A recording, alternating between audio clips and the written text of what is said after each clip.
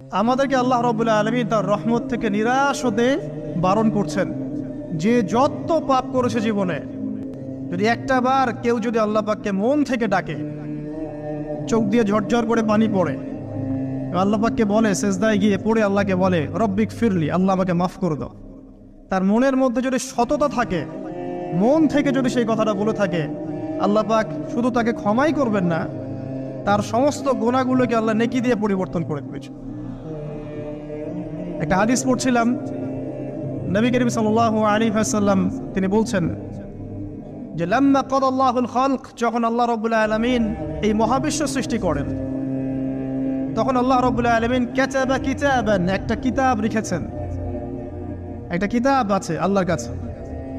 কাতাবা কিতাবান ফাহুয়া ইনদাহু ফাওকাল আরশ, যেই কিতাবটা আল্লাহর নিজের কাছে আছে আরশের উপরে, সেখানে আল্লাহ পাক লিখে রেখেছেন